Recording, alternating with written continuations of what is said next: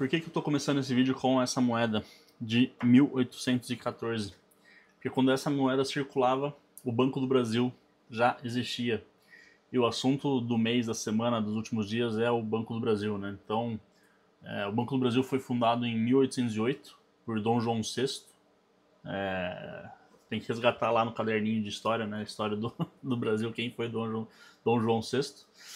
Mas eu queria, assim, contar um pouquinho de tudo que o Banco do Brasil passou e talvez tentar acalmar um pouco o coração aí de quem está vendo essas oscilações todas e com medo que o banco venha quebrar ou alguma coisa do tipo. Então, assim, o banco foi fundado em 1808. Até 1889 o Brasil vivia monarquia. Então, Dom João VI fundou o banco. Depois a gente teve Dom Pedro I, Dom Pedro II. E em 1889 veio o Deodoro da Fonseca e depois Getúlio Vargas. Nesse período todo, então de 1808 a 1942, a moeda que circulava no Brasil chamava, né, réis. Depois teve Cruzeiro, Cruzeiro Novo, depois voltou pro Cruzeiro, aí Cruzado Novo, aí Cruzeiro, Cruzeiro Real e o Real.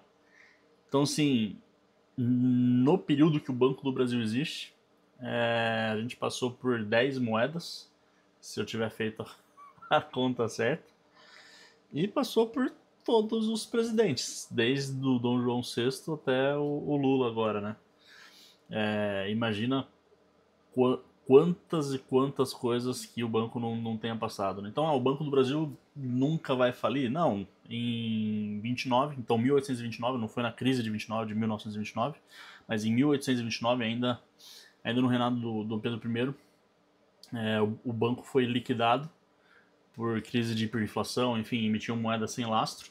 Então o banco foi liquidado assim, em 1829 e foi reaberto, recriado em 1851. Ficou 22 anos fechado. Então o CNPJ existia, mas o banco em si não operava.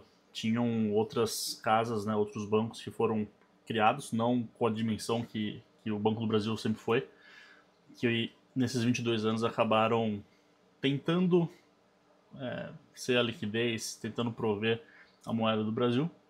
E em 1851, né, o Dom Pedro II, já percebendo a importância de ter um banco grande, um banco centralizador da emissão de moeda, enfim, criou o banco, recriou, né, reinaugurou o Banco do Brasil. Então, de 1851 até hoje, não houve nenhuma falência, enfim, não houve nenhuma quebra. Houveram, sim, óbvio, altos e baixos, mas é o CNPJ 000001 do Brasil, como eu já tinha comentado em outro vídeo.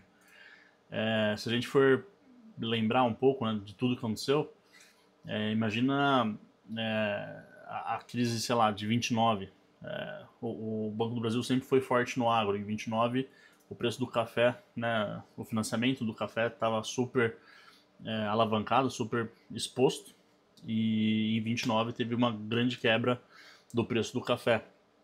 Então, sobrevivemos a 29, sobrevivemos ao regime militar de crescimento acelerado, choque do petróleo na década de 70, hiperinflação na década de 80, na década perdida, né?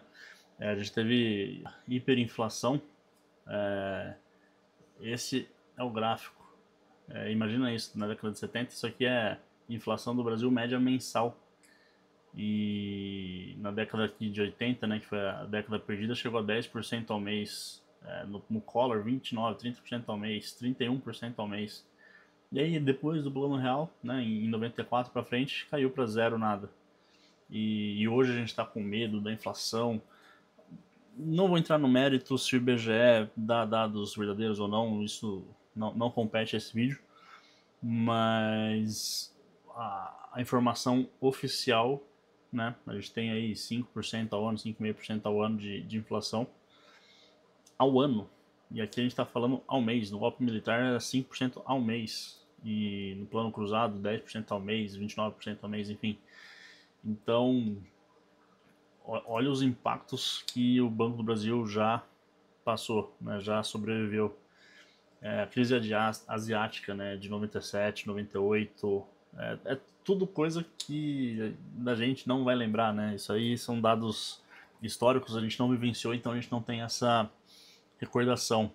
Mas a crise de 2008, por exemplo, o Brasil chegou a ser negociado a R$ 6. Então hoje está R$ 20, depois de uma queda de praticamente 40% do topo recente, né? E mesmo assim, se a gente for olhar as crises de 2008, que todo o mundo financeiro vai acabar, não acabou nem em 2008, que foi o mundo financeiro internacionalmente falando, e 2014, né, 2015 foi na época do impeachment da Dilma, que não é o mundo financeiro, mas o Brasil, né, ia acabar. Esse era o slogan da época, o fim do Brasil. E o Brasil não acabou, o Brasil continuou crescendo. De novo, teve seus altos e baixos. 2020 a gente teve pandemia, Covid, de novo, tudo fechado. Nessa época da pandemia, os bancos suspenderam o pagamento de dividendo. E não foi nem os bancos, né? Foi um pedido do governo, porque não se sabia a extensão da corrida bancária, enfim, exatamente o que ia acontecer. Então, os bancos passaram praticamente 2 anos sem fazer grandes distribuições de dividendos, mas os lucros continuaram crescendo, né? E agora essa crise atual do Banco do Brasil, que, meu Deus do céu, ele ficou horrível. Ele está dando 21 bilhões de reais de lucro. Enfim, quanto à própria lei Magnitsky, né? Eu particularmente acho que é sério, é grave, tudo o que está acontecendo é grave. Eu não tô sendo leviano, né? Não tô brincando com o assunto. Mas até ontem todos os brasileiros e aí, todos os políticos amavam os Estados Unidos, mandavam dinheiro para os Estados Unidos, compravam imóveis nos Estados Unidos. E eu fico imaginando como não deve ser para eles conviver com um possível bloqueio dos seus próprios bens, né? Então, a vida toda o que arrecadaram, o que ganharam, enfim, trabalhando, pode ser bloqueado. Então, eu acho pouco provável disso escalar nessa medida.